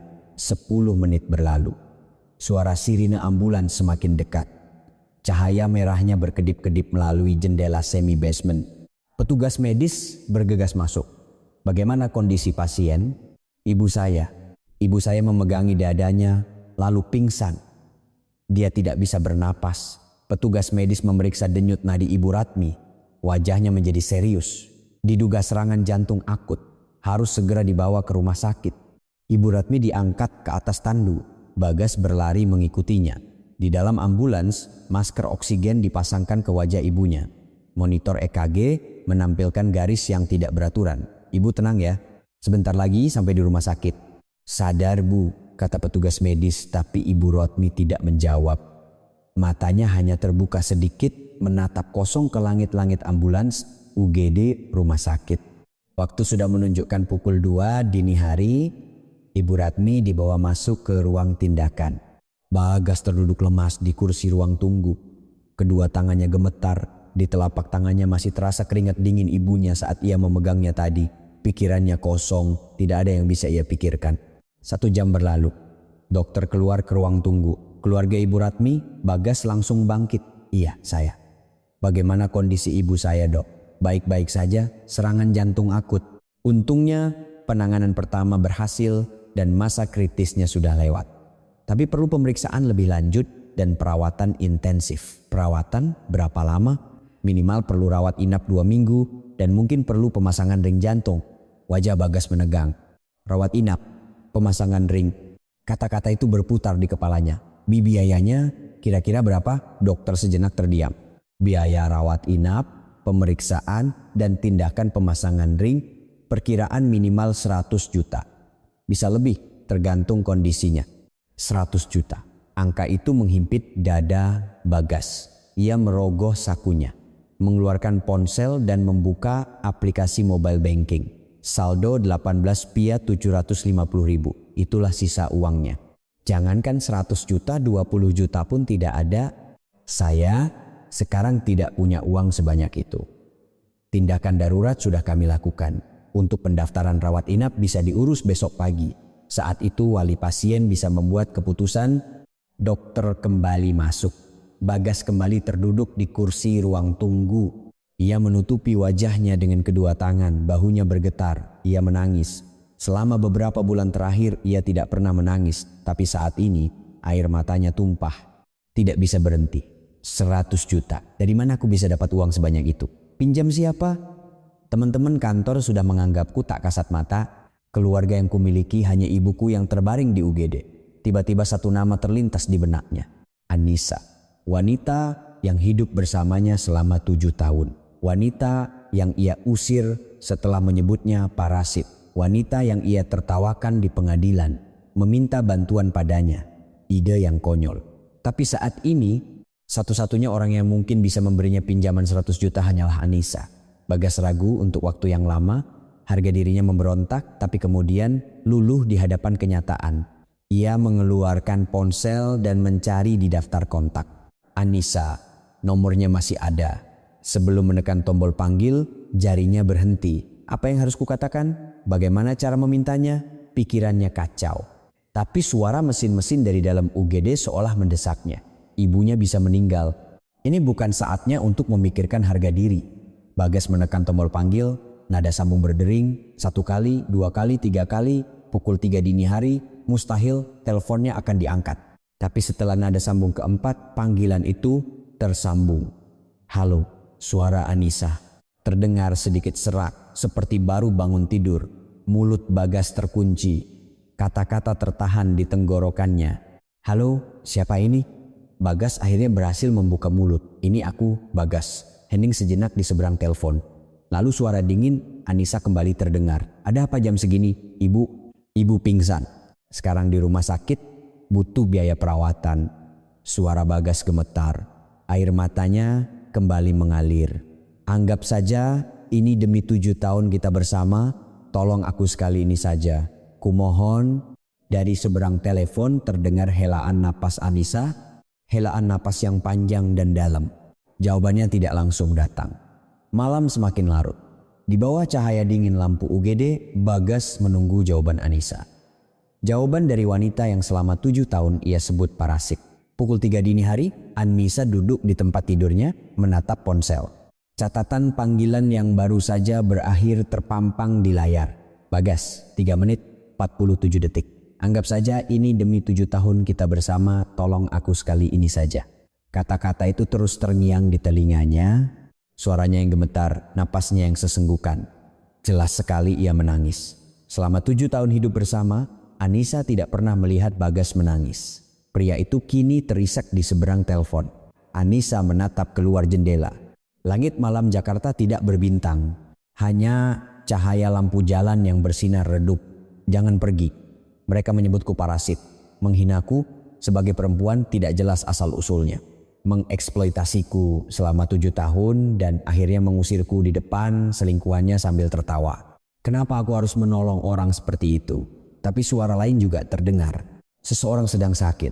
Ibu mertuanya ada di UGD. Sejahat apapun seseorang tidak seharusnya kita membiarkannya mati. Anissa ragu untuk waktu yang lama. Jam menunjukkan pukul 3.20 pagi. Rasa kantuknya sudah hilang. Baiklah, percaya untuk sekali lagi saja.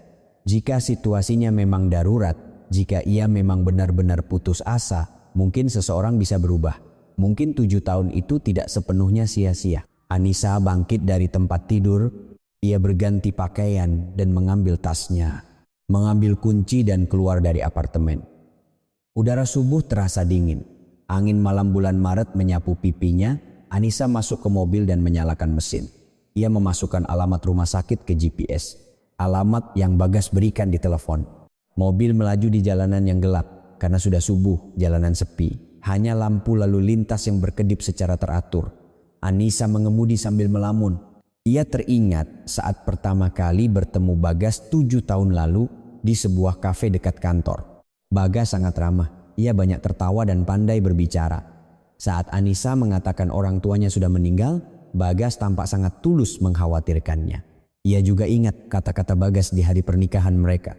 Aku akan membuatmu bahagia seumur hidup. Aku akan menjadi keluargamu. Ia percaya pada kata-kata itu. Sungguh-sungguh percaya. Tapi setelah menikah, semuanya berubah. Hinaan ibu mertuanya dimulai dan Bagas tidak pernah membelanya. Setiap kali ia disebut perempuan miskin tidak jelas asal-usulnya, Bagas pura-pura tidak dengar. Itu terus berulang selama 7 tahun. Tapi mungkin sekali ini saja. Anissa menggelengkan kepala. Jangan berharap. Cukup lihat situasinya, bantu jika memang perlu, lalu pulang. 30 menit kemudian, ia tiba di rumah sakit. Waktu menunjukkan sedikit lewat pukul 4 pagi, lampu merah di pintu masuk UGD berkedip di dalam kegelapan. Anissa turun dari mobil dan masuk ke dalam rumah sakit. Bau disinfektan khas rumah sakit menyengat hidungnya. Ia bertanya pada perawat, "Permisi, saya mencari wali pasien atas nama Ibu Ratmi." "Ibu Ratmi?" "Sebentar." Perawat memeriksa komputer. "Sudah dipindahkan ke ruang rawat biasa kamar 604 di lantai kursi." "Terima kasih." Anissa naik lift. Ia menekan tombol lantai 6 dan menatap pintu yang tertutup. Jantungnya mulai berdebar lebih cepat. Sebentar lagi ia akan bertemu Bagas. Pria yang hidup bersamanya selama 7 tahun dan baru bercerai sebulan lalu. Ia tiba di lantai 6. Koridornya sepi. Karena masih subuh, sebagian besar pasien dan keluarga mereka sedang tidur. Hanya lampu neon yang menerangi koridor dengan cahaya putih. Lo bai leng yi, lo bai leng nge, lo bai leng san. Setiap langkah membuat jantungnya berdebar lebih kencang. Ia tiba di depan kamar 604. Pintunya sedikit terbuka. Saat hendak memegang gagang pintu, ia mendengar suara dari dalam. Jadi dia mau datang, suara Ibu Ratmi. Untuk orang yang baru saja pingsan, suaranya terdengar cukup bertenaga. Tangan Anissa berhenti. "Sudah aku telepon, sepertinya mau datang." Suara Bagas menjawab. "Bagus, kesempatan ini harus kita manfaatkan betul." "Iya Bu, aku tahu." Anissa berdiri di depan pintu menahan napas. Percakapan di dalam berlanjut. "Kamu harus bisa dapat minimal 300 juta dari perempuan itu. Biaya rumah sakit 100 juta, sewa kontrakan yang nunggak, bunga pinjaman, kalau di total ya butuh segitu." "Aku tahu Bu, tapi kalau langsung minta sepertinya tidak akan dikasih. Makanya harus pakai strategi. Kamu dekati dia lagi, pura-pura mau rujuk." Tangan Anissa mulai gemetar. Ia tidak percaya dengan apa yang didengarnya, apa yang mereka bicarakan. "Rujuk?" "Iya. Kamu bilang kamu menyesal mau mulai lagi dari awal, pasti perempuan itu luluh. Dia kan 7 tahun nempel sama kamu. Pasti masih ada perasaan. Tapi kalau nanti benar-benar harus rujuk gimana?" "Bodoh. Manfaatkan saja sepuasnya, lalu buang lagi. Ambil uangnya, sambungkan lagi koneksi ke Surya Group, pakai sampai puas, baru tendang lagi." Suara Ibu Ratmi terdengar diiringi tawa. Bagas ikut tertawa. "Bisa juga begitu ya.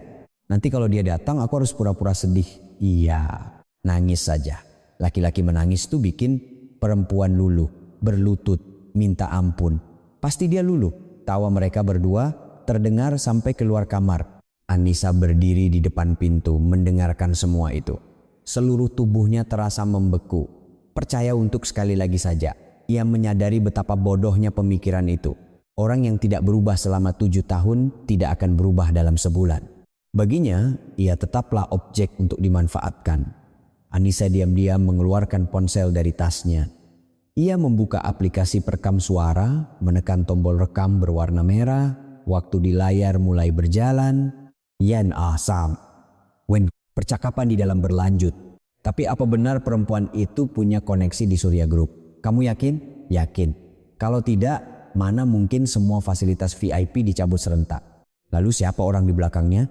Jangan-jangan dia anak konglomerat atau semacamnya?" "Hah, tidak mungkin. Paling cuma punya koneksi dengan pejabat di sana. Pokoknya kali ini harus berhasil. Kalau gagal, kita benar-benar habis." "Iya, ini kesempatan terakhir. Harus berhasil." Anissa berdiri memegang ponselnya. Waktu rekaman terus berjalan. 1 menit, 2 menit, 3 menit. Di dalam, mereka terus membahas cara mendapatkan lebih banyak uang. Cara menikmati fasilitas VIP lagi. 4 menit 12 detik. Anissa menghentikan rekaman. Cukup. Tidak perlu mendengar lebih lama lagi. Ia melepaskan tangannya dari gagang pintu. Ia tidak membukanya. Ia berbalik. Berjalan kembali ke arah ia datang. Sambil berjalan di koridor, Anissa tidak menunjukkan ekspresi apapun. Air mata tidak keluar. Sisa-sisa harapan terakhir yang ia miliki selama 7 tahun telah hancur berkeping-keping. Hatinya terasa kosong. Ia turun ke lantai 1 dengan lift, melewati lobi dan berhenti di depan bagian administrasi. Karena masih subuh, loketnya tutup tapi ada petugas jaga malam. Permisi, iya, ada yang bisa dibantu? Saya mau membayar biaya perawatan pasien kamar 604 atas nama Ibu Rotmi. Petugas memeriksa komputer. Oh iya, biaya tindakan darurat dan pemeriksaan sejauh ini sekitar 18 juta. Kalau mau melanjutkan perawatan bisa deposit dulu. Saya bayar lunas semuanya. Dan tolong tambahkan deposit 50 juta untuk biaya perawatan selanjutnya. Baik, jadi totalnya 68 juta? Ya, Anissa menyodorkan kartunya. Petugas itu tampak heran tapi tetap memproses pembayaran. Pembayaran berhasil. Mau struknya? Tidak usah. Dan tolong jangan beritahu wali pasien tentang siapa yang membayar. Tolong rahasiakan. Baik, katakan saja ada donatur anonim yang membayar. Bisa kan? Petugas itu sejenak bingung tapi kemudian mengangguk. Bisa, akan kami sampaikan seperti itu. Terima kasih. Anissa meninggalkan bagian administrasi dan berjalan keluar rumah sakit. Udara subuh terasa dingin. Langit masih gelap, tapi di ufuk timur mulai tampak secercah cahaya. Ia masuk ke mobil dan menyalakan mesin. Tapi ia tidak langsung pergi. Sambil memegang setir, ia menatap lurus ke depan sejenak. Kenapa aku membayarnya? Ia bertanya pada dirinya sendiri. Mereka berniat memanfaatkanku, mereka tidak pernah berubah. Kenapa aku harus membayar biaya perawatannya? Jawabannya sederhana. Karena itulah dirinya. Sejahat apapun mereka, ia tidak tega melihat orang tidak bisa berobat karena tidak punya uang. Itu bukan balas dendam, itu kejam. Tapi tidak akan ada lagi belas kasihan. Biaya perawatan sudah ia bayar. Tapi itu yang terakhir. Rekaman suara 4 menit 12 detik. Di dalamnya terekam jelas niat busuk mereka. Pura-pura rujuk untuk memanfaatkan lalu membuangnya lagi. Setelah mendengar itu, tidak ada lagi alasan untuk ragu. Anissa mengeluarkan ponsel dan mengirim pesan kepada Pak Hartono. Pak, besok pagi kita bertemu, tolong bawa semua berkas dari tim hukum. Sudah saatnya ini berakhir. Ia menekan tombol kirim dan meletakkan ponselnya. Mobil perlahan keluar dari area parkir. Langit di timur perlahan menjadi lebih terang. Malam yang panjang akan segera berakhir. Tidak ada ekspresi di wajah Anissa. Tidak ada air mata, amarah, ataupun kesedihan. Yang tersisa hanyalah tekad yang kuat. Kesabaran selama 7 tahun telah berakhir. Tidak ada lagi alasan untuk menunggu. Sudah saatnya untuk mengakhirinya.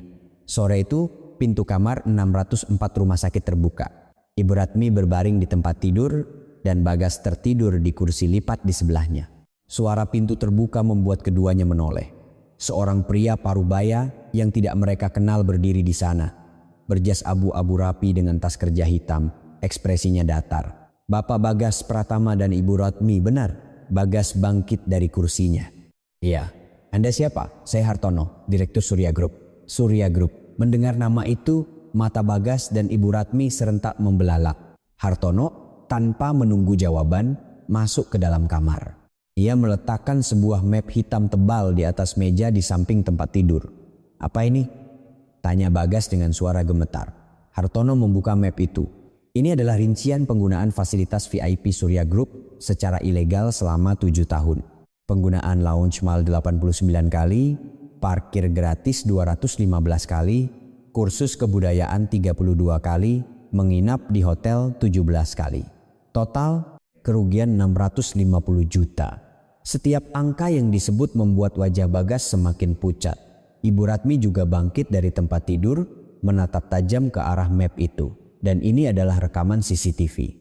Hartono membuka halaman berikutnya, penuh dengan foto-foto. Foto Ibu Ratmi berteriak di area barang mewah, foto saat berdebat di loket pengembalian dana, foto saat menunjuk-nunjuk staf di lounge VIP, bukti penipuan pengembalian dana 3 kasus. Surat pernyataan dari 15 staf juga sudah kami kumpulkan. Wajah Ibu Ratmi menegang. Apa-apaan ini semua? Kenapa kalian membawa ini? Hartono sebagai jawaban mengeluarkan sebuah USB kecil dari tas kerjanya, meletakkannya di atas meja. Dan ini adalah rekaman suara tadi malam, durasi 4 menit 12 detik. Napas Bagas tercekat. Rekaman tadi malam pikirannya berputar cepat. Apa yang ia katakan tadi malam? Bersama ibunya ia berencana memanfaatkan Anissa. Pura-pura rujuk untuk mendapatkan uang. Tim hukum kami sudah meninjaunya. Tuduhan penipuan, penggelapan dan pemalsuan dokumen semuanya bisa dikenakan. Suara Hartono tanpa emosi. Hanya memaparkan fakta. Laporan pidana dan gugatan perdata akan diajukan secara bersamaan. Gugatan perdata dari 52 korban voucher palsu sebesar 750 juta juga sedang berjalan. Tim hukum Surya Group juga sedang mengajukan permohonan sita aset. Sita aset. Mendengar kata itu, kaki Bagas lemas. Ia terduduk di kursi. Sita aset? Benar. Jika disetujui oleh pengadilan, semua rekening atas nama kalian berdua akan dibekukan. Ibu Rotmi berteriak dari tempat tidur. Hei, apa-apaan ini? Kami salah apa? Untuk pertama kalinya, Hartono menatap lurus ke arah Ibu Ratmi. Tatapannya dingin. Selama 7 tahun, Anda menggunakan fasilitas milik orang lain seolah itu milik Anda. Anda menyebut menantu Anda parasit, padahal Anda sendirilah yang menjadi parasit. Mulut Ibu Ratmi ternganga. Ia kehabisan kata-kata. Berkas ini saya tinggalkan di sini. Silakan dibaca dan siapkan pengacara. Anda akan membutuhkannya. Hartono berbalik. Saat hendak membuka pintu, Bagas dengan panik bertanya, tunggu sebentar. Anissa? Apa ini semua perintah Anissa? Hartono berhenti. Ia menoleh dan menatap Bagas. Nona Anissa tidak ada lagi hubungannya dengan kalian. Jangan hubungi dia lagi. Pintu tertutup. Hening menyelimuti kamar itu. Bagas menatap kosong map di atas meja. Ia mengulurkan tangan dan membuka halamannya. Angka-angka, foto-foto, surat pernyataan. Jejak sebunah tahun kehidupannya terangkum sebagai bukti kejahatan. Bu, bagaimana ini? Suara Bagas gemetar. Ibu Ratmi tidak menjawab. Ia menatap keluar jendela. Langit mulai mendung. Beberapa hari kemudian, surat pemecatan tiba untuk Bagas. Merusak citra perusahaan, kinerja buruk, insiden viral di media sosial. Alasannya banyak, tapi intinya satu. Kami tidak lagi membutuhkanmu. Di hari yang sama, surat panggilan dari kepolisian juga datang. Tuduhan pemalsuan dokumen dan penipuan. Jadwal pemeriksaan, Senin depan. Dan dari pengadilan, surat keputusan sita aset tiba. Semua rekening atas nama Bagas dan Ibu Ratmi dibekukan. Sisa uang beberapa puluh juta yang mereka miliki pun tidak bisa disentuh lagi. Di kontrakan petak itu, Bagas menatap tumpukan surat di hadapannya. Surat pemecatan, surat panggilan polisi, surat keputusan sita aset. 3 lembar kertas itu telah menghancurkan hidupnya. Di saat yang sama, di kantor pusat Surya Group, Anissa duduk di kantornya menatap keluar jendela. Matahari mulai terbenam. Langit Jakarta berwarna jingga. Pintu diketuk. Masuk. Pak Hartono masuk. Ia membawa sebuah amplop coklat tua, amplop yang sudah usang dan menguning. Nona, ini adalah barang yang disimpan oleh Bapak Ketua selama 7 tahun, Ayah. Oh iya, sepertinya sekarang saatnya untuk memberikannya kepada Nona. Pak Hartono meletakkan amplop itu di atas meja Anissa. Anissa menatap amplop itu. Tidak ada tulisan apapun di depannya. Apa ini? Silakan Nona lihat sendiri. Pak Hartono diam-diam mundur. Pintu tertutup. Anissa tinggal sendirian. Ia membuka amplop itu. Setumpuk kertas keluar. Tulisan tangan yang rapat di kertas A4, ada tanggalnya. April 2020, Mei 2020, Juni 2020. Laporan yang dimulai 7 tahun lalu. Laporan bulanan tentang keadaannya. Tulisan tangan Pak Hartono. Maret, pernikahan selesai, kontrak sewa rumah baru selesai, kondisi kesehatan baik. Mei, mulai beradaptasi dengan pekerjaan. Tampaknya ada konflik dengan ibu mertua, ekspresi muram saat pulang kerja. Tangan Anissa mulai gemetar. Ia membuka halaman berikutnya. Agustus, tampaknya dihina habis-habisan oleh ibu mertua. Terlihat menangis saat pulang kerja. Suami tampak tidak peduli. Desember, merayakan Natal sendirian. Suami dan ibu mertua sedang liburan. Terlihat membeli makanan siap saji di minimarket. Air mata mulai menggenang. Selama 7 tahun, setiap bulan seseorang mengawasinya. Di akhir laporan ada catatan tulisan tangan. Tulisan tangan ayahnya. Apa dia sudah minum obatnya? Ayah yang salah. Ayah minta maaf Nisa. Setiap kali membuka halaman, Anissa menemukan catatan ayahnya. Terkadang satu baris, terkadang dua. Catatan yang ditulis setiap bulan selama 7 tahun. Tulisan yang penuh dengan kekhawatiran, penyesalan, dan kerinduan. Tangannya berhenti di laporan Maret 2024. Nona Anissa sepertinya sudah mengetahui kebenaran tentang fasilitas VIP di Lounge Mall. Terlihat berbicara dengan staf. Ekspresinya menegang, namun pulang tanpa melakukan apa-apa. Di bawahnya ada catatan ayahnya. Dia tetap tidak kembali. Sepertinya dia sangat membenciku. Tentu saja air mata Anissa mengalir. 5 tahun lalu ia tahu kebenarannya tapi tidak menghubungi ayahnya. Bukan karena benci, tapi karena jika ia menghubunginya, ia takut akan runtuh. Harga diri yang ia bangun selama 10 tahun, tekadnya untuk bisa hidup sendiri, semuanya akan runtuh. Di dasar amplop ada sebuah foto.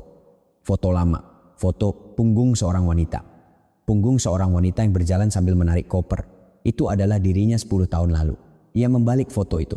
Ada tulisan ayahnya, 15 Maret 2017, hari putriku pergi, ayah minta maaf. Anissa memegang foto itu dan menatapnya lama. Tangannya gemetar. Sesuatu di dalam dadanya terasa hancur. Pintu yang terkunci rapat selama 10 tahun terasa terbuka. Pak Hartono. Anissa memanggil. Pintu terbuka dan Pak Hartono masuk. Ayah di mana sekarang? Pak Hartono sejenak terdiam. Setiap sore beliau pergi ke sebuah bangku di Taman Suropati. Katanya itu tempat kesukaan Nona waktu kecil. Anissa bangkit dari kursinya. Ia bahkan tidak membawa tasnya. Hanya selembar foto di tangannya, ia keluar dari kantor. Menuju Taman Suropati. Matahari mulai terbenam, langit memerah. Jauh di sana terlihat siluet gedung-gedung tinggi. Di dekat air mancur ada sebuah bangku. Seorang pria tua duduk di sana. Punggungnya yang bungkuk, rambutnya yang memutih, tangannya yang keriput. Ayahnya 68 tahun, jauh lebih tua dari 10 tahun lalu. Anissa berjalan perlahan mendekat. Jantungnya berdebar kencang, kakinya gemetar. 10 tahun ia tidak bertemu ayahnya. Ia berdiri di samping bangku itu. Ayahnya mengangkat kepala, mata mereka bertemu. Hening yang panjang dan berat. Lampu-lampu kota Jakarta satu persatu mulai menyala. Anissa duduk di samping ayahnya, berdampingan menatap Jakarta. Sudah makan? Ayahnya yang pertama bicara, suaranya rendah dan serak. Suara ayahnya yang ia dengar setelah 10 tahun. Sudah, jawab Anissa. Suaranya gemetar. Pasti berat ya hidup dengan laki-laki itu. Anissa tidak bisa menjawab, ia menunduk. Air mata kembali menggenang. Ayah tidak jadi menikah lagi waktu itu. Setelah dipikir-pikir, sepertinya tidak ada yang bisa menggantikan ibumu. Anissa mengangkat kepala dan menatap ayahnya. Di sudut mata ayahnya juga ada air mata. Maafkan ayah, selama 10 tahun. Setiap hari, ayah merasa bersalah. Suara ayahnya bergetar. Suara pria yang seumur hidupnya selalu terlihat kuat, kini bergetar. Aku juga minta maaf, ya, tidak pernah sekalipun menghubungimu. Anissa memegang tangan ayahnya, tangan yang kasar dan keriput. Jauh lebih tua dari 10 tahun lalu, tapi terasa hangat. Mereka berdua diam-diam menatap gemerlap lampu Jakarta. Cahaya dari gedung-gedung tinggi menyinari mereka. Beban selama 10 tahun perlahan mencair. Malam semakin larut, tapi mereka berdua tidak beranjak. Ayah dan anak yang bertemu kembali setelah 10 tahun itu hanya duduk berdampingan. Tanpa kata, tapi berbagi lebih banyak dari sekadar kata-kata. Seminggu berlalu, di aula utama kantor pusat Surya Group di jantung kota Jakarta, puluhan wartawan berkumpul. Kilatan kamera menyala tanpa henti. Di atas panggung ada podium dengan mikrofon dan di belakangnya spanduk besar berlogo Surya Group. Pintu aula terbuka. Surya Wijoyo, sang ketua, masuk lebih dulu. Pria 68 tahun itu dalam balutan jas masih terlihat berwibawa. Dan di sebelahnya, seorang wanita berjalan berdampingan. Anissa. Anissa mengenakan setelan bisnis berwarna biru tua. Rambutnya disanggul rapi, wajahnya dirias tipis. Sosok menantu yang dihina selama 7 tahun sudah tidak ada lagi. Di sana berdiri seorang wanita dengan tatapan percaya diri dan tenang. Kamera para wartawan serentak mengarah pada mereka. Kilatan blitz meledak seperti badai. Surya Wijoyo berdiri di depan podium. Ia memegang mikrofon dan membuka mulut. Hari ini saya ingin membuat pengumuman penting. Para wartawan mengangkat pena, siap mencatat. Wanita yang berdiri di samping saya ini adalah putri saya, Annisa Wijoyo. 10 tahun yang lalu, karena perbedaan pendapat, ia meninggalkan rumah dan sejak itu kami putus kontak. Suara gumaman menyebar. Para wartawan saling bertukar pandang. Tapi sekarang ia telah kembali. Putri saya telah kembali setelah belajar tentang dunia selama 10 tahun. Mulai hari ini Annisa Wijoyo diangkat sebagai Direktur Perencanaan Strategis Surya Retail Group. Kedepannya kami akan bersama-sama membangun masa depan Surya Group. Tepuk tangan meledak, kilatan kamera semakin menjadi-jadi, para wartawan mengangkat tangan, melontarkan pertanyaan. Bapak Ketua, bisakah Anda ceritakan di mana dan apa yang dilakukan putri Anda selama 10 tahun? Bapak Ketua, Anda menyebutkan perbedaan pendapat, konflik seperti apa yang terjadi?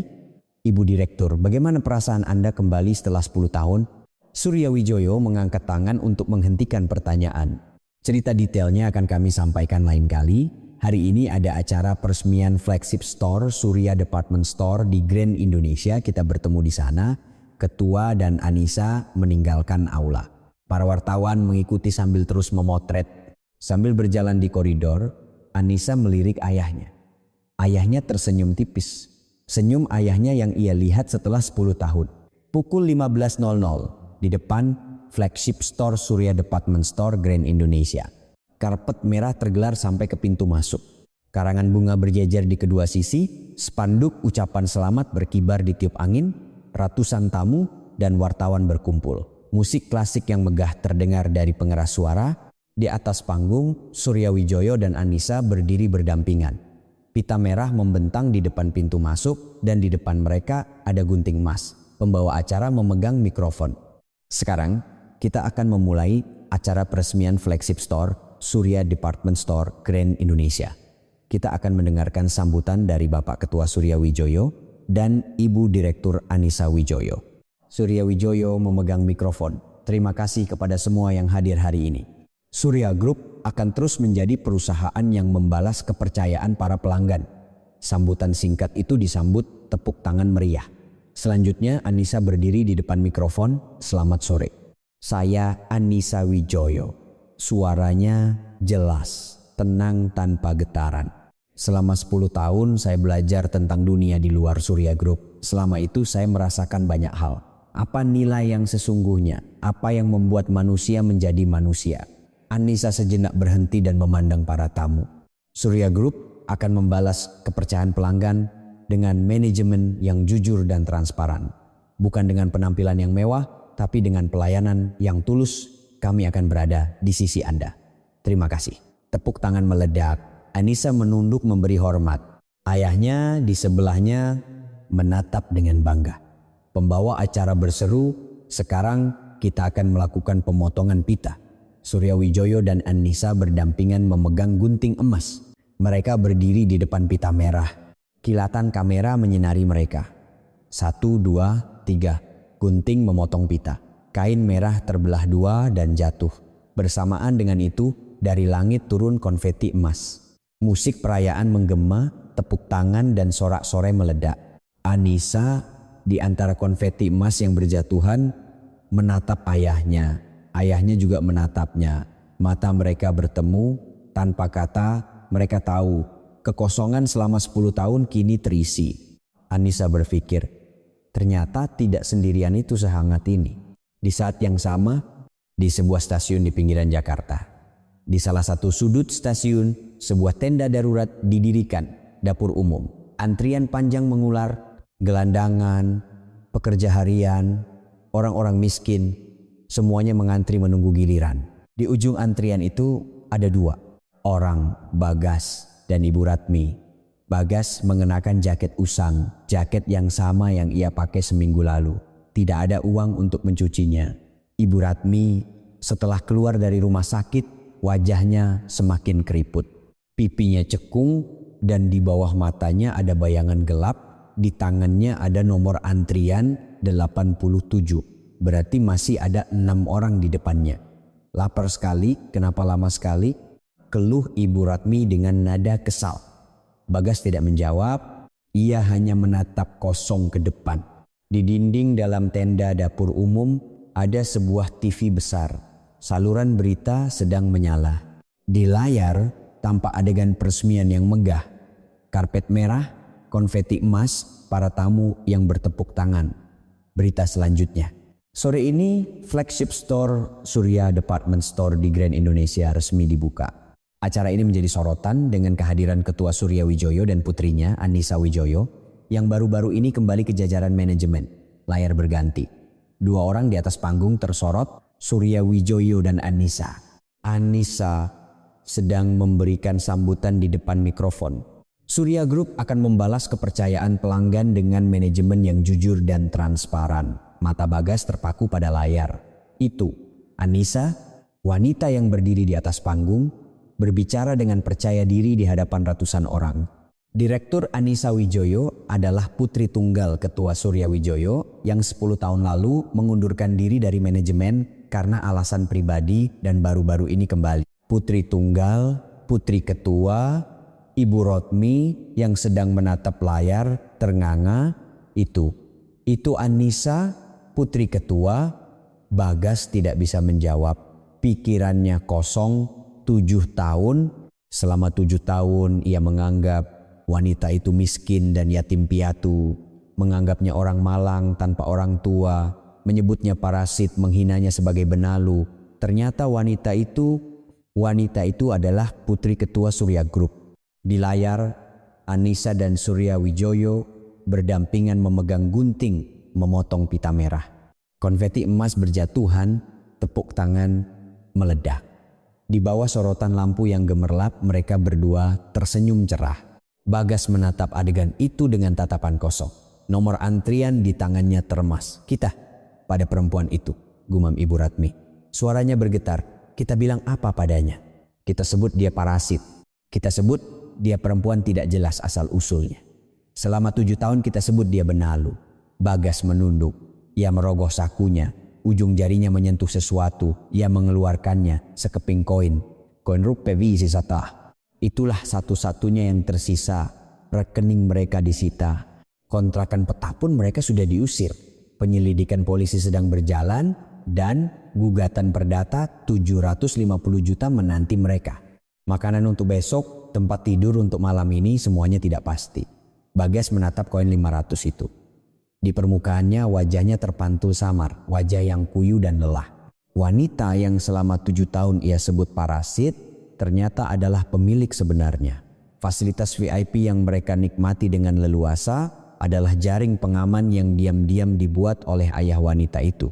Tanpa menyadarinya, atau lebih tepatnya tanpa mau menyadarinya, mereka menggunakannya begitu saja sambil merendahkan, menghina, dan akhirnya mengusir wanita itu.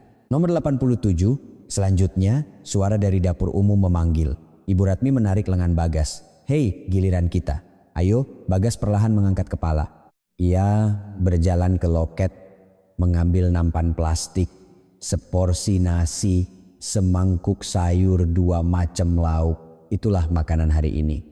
Ia duduk di kursi besi dan mengangkat sendok. Tapi nasi itu tidak bisa tertelan. Di TV berita peresmian itu masih tayang. Konfeti emas, tepuk tangan, sorotan lampu yang gemerlap. Ibu Rotmi menyeruput kuah sayur sambil berkata, "Perempuan itu balas dendam pada kita. Semua ini sudah ia rencanakan dari awal." Bagas tidak menjawab. Balas dendam, benarkah? Bukan. Annisa tidak balas dendam. Ia hanya mengembalikan semuanya seperti semula. Mengambil kembali apa yang bukan milik mereka. Ia meletakkan sendoknya. Belum setengah porsi tapi ia tidak bisa makan lagi. Koin 500 di tangannya terasa dingin. Di layar TV, Annisa tersenyum. Di samping ayahnya, menerima tepuk tangan dari ratusan orang, ia tersenyum cerah. Menatap pemandangan itu, Bagas berpikir, itulah wujud asli perempuan itu. Wujud yang selama 7 tahun berada di sampingnya, tapi tidak pernah ia lihat. Wujud yang percaya diri, bersinar dan bahagia. Itulah wujud aslinya. Dan ia menyadari betapa bodohnya dirinya. Selama 7 tahun, ia tidak mengenali kebenarannya. Atau lebih tepatnya, tidak mau mencoba mengenalinya. Ia hanya melihat cangkang luarnya sebagai seorang yatim piatu yang miskin dan tidak pernah melihat orang di dalamnya. Ibu Ratmi selesai makan dan bangkit. Ayo, kita harus cari tempat tidur malam ini. Bagas juga bangkit, meninggalkan dapur umum dan menaiki tangga stasiun. Di luar sudah gelap. Lampu-lampu jalan satu persatu mulai menyala. Ia tidak tahu harus kemana. Tidak ada tempat tujuan. Ia hanya berjalan mengikuti langkah kaki. Koin 500 di sakunya bergemerincing. Itulah satu-satunya yang tersisa bagi mereka. Di bawah langit yang sama, seseorang merayakan awal yang baru dengan hujan konfeti emas. Dan seseorang dengan sekeping koin 500 di tangan mengembara di jalanan malam tanpa tujuan. Dua dunia itu kini telah terpisah sepenuhnya. Dua dunia yang tidak akan pernah bertemu lagi. Malam Jakarta semakin larut. Cahaya dari gedung-gedung tinggi di kejauhan berkelip. Bagi sebagian orang, cahaya itu adalah harapan. Bagi sebagian yang lain, itu adalah mimpi yang tak terjangkau. Itulah dunia. Itulah hasil yang mereka ciptakan sendiri. Jika cerita hari ini meninggalkan sedikit getaran di hati Anda, silakan mampir lagi sesekali. Jika berkenan, tinggalkan satu kalimat hangat untuk tokoh utama dalam cerita ini. Mungkin hati itu akan membuat seseorang bisa bertahan untuk hari esok. Kami dengan tulus mendukung hari ini dan hari esok Anda. Terima kasih.